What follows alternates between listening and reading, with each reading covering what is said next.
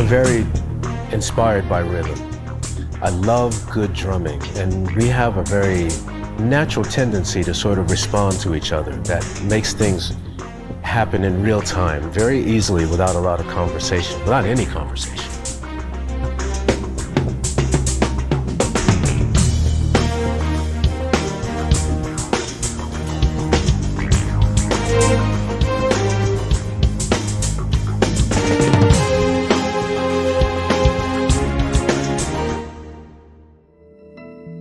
You know, David's like a brother, but I'm also a fan of his music.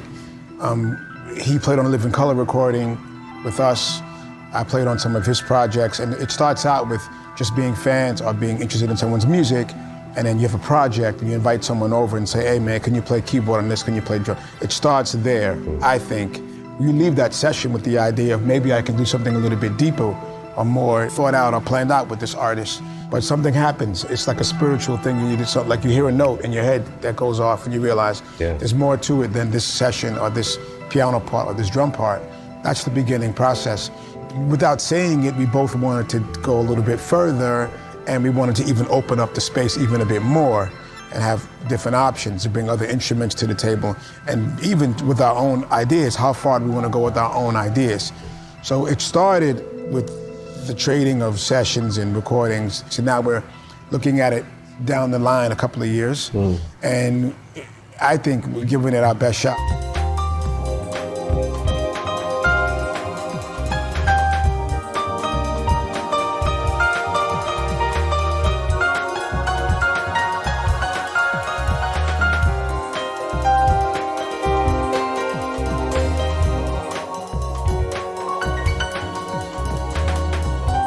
So we have somewhat of an idea and layout on what we're gonna do on stage. And sometimes we look at each other like, I don't know, you say it. And they look at me like, I don't know, you say it. Or I'm gonna say this, say something different.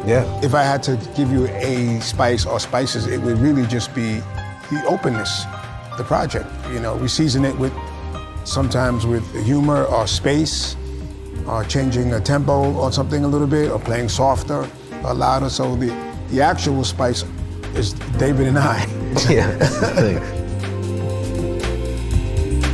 Whoa, woe is we, such a strange society.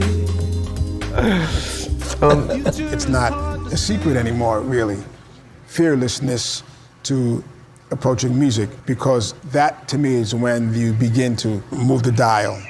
It's a little nudge, it's a little edge. I'm not used to hearing that, or what is that? For me, that's the beginning of something fresh happening. This is a side effect of familiarity with not knowing what's happening. A mystery happens. A mystery happens, and you become an instrument for a mystery of creation. Keith Jarrett once said something really beautiful. He goes like, music comes through people, and it sounds like it sounds because that individual, that instrument, is hooked up in a certain way. It has a certain mind, it has a certain heart. But the actual transaction is completely mysterious. I can't explain it. I wouldn't. And the beauty of it is, guess what? Don't need to explain it for it to happen. No, I ain't got no theory. That's the most exciting thing for me, is like, I don't know what's gonna happen. And I don't need to.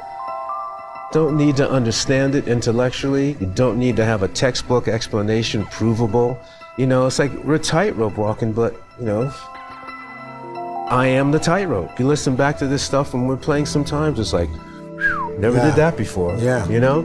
I'm looking at David and I, and we're in space. You know, we're kind of out there. But when you're doing it, you're smiling and you're having a great time.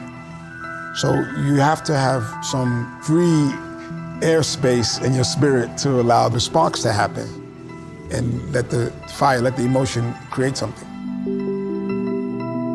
What I see happening next for Open Secret is some recordings down the line, some international touring, some national touring. So I'm looking forward to developing of this concept. This is a unique presentation. It's not coming off the orange trees here. You're not going to find 5 other things like what we're doing. So I want it to live long and prosper. That's what I want for this project. So And we're very much about, we have all the tools to make that happen, so here we go. One more time, come on, let's hear it.